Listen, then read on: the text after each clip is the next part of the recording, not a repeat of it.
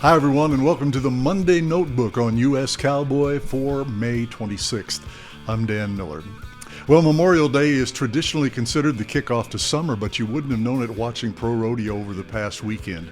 It was wet and muddy in Claremore, Oklahoma, cold and overcast in Deadwood, South Dakota, and while Alaska looked pleasant, it was still barely 60 degrees. Two positives for rodeo, though. Every event still paid, and paid well, and the athletes are about to spend the next 3 months competing in sweltering heat anyway. With that, let's take a look at what happened at the Will Rogers Stampede back when they bucked and the northernmost Extreme Bulls doubleheader. Saddle bronc rider Logan Hay could be off and running after his win at Back When They Bucked. The two-time NFR qualifier got his first win of the season in a big way in Deadwood on Sunday by riding Bugsy, a Muddy Creek Pro Rodeo, for 91 points, his highest marked ride since his record-breaking 95.5 in August of 2022. For his two rides at Back When They Bucked, he earned a little over $4,500 and moved from number 27 to 23 in the PRCA World Standings. Hay has gotten on just 28 horses so far this season. Bull rider Scott Wells made his trip to Alaska worthwhile. Wells has been holding steady in the top 15 for the last few months as the 22-year-old hopes to make his first NFR in December. Against some of the PRCA's best, he showed he has what it takes in Alaska. In Palmer, he was the champion with 86.5 points on Toxic Masculinity. And he also rode Disco Days for fourth in Fairbanks, resulting in an $8,000 weekend on the Last Frontier. He has covered 4 in a row since May 14th. Bareback rider Nick Pelky gets his first win since Fort Worth. Pelky didn't miss when he drew Frontier Rodeo's Gunfire, riding the legendary horse for 89.5 points at the Will Rogers Stampede in Oklahoma. It was his second best ride of the season, coming in behind his 91.5 in Fort Worth.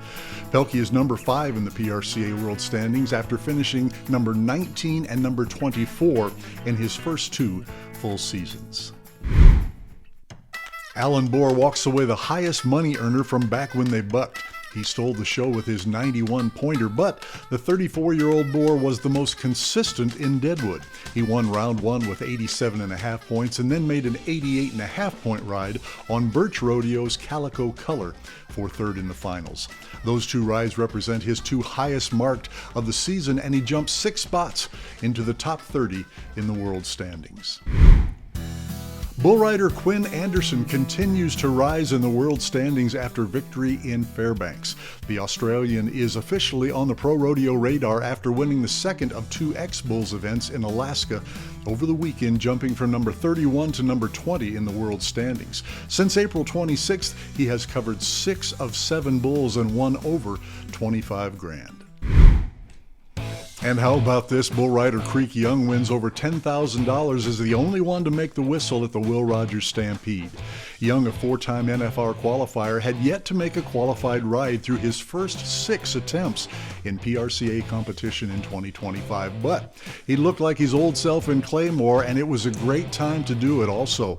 Instead of winning about $2,500 like the other rough stock champs, he was paid $11,266 because of ground money. Booba Buckaloo and Joseph Harrison made it 2 in a row in Oklahoma in May. The native Okies are only rodeoing part-time, but proved they definitely still got it by winning the only 2 Oklahoma rodeos they entered this month. After claiming Guyman in the first weekend of May, they were 4-7 to win the Will Rogers Stampede.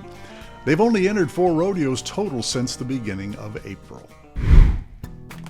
And 30-year-old rookie Dalton Rudman goes 90 to win the Colorado Stampede. Since the beginning of March, Rudman had just 3 qualified rides, and none of them for better than 84.5 points before he exploded for 90 to win the Colorado Stampede. Now, last year, it was reigning world champion Josh Frost who won the rodeo in Grand Junction with 89.5 points.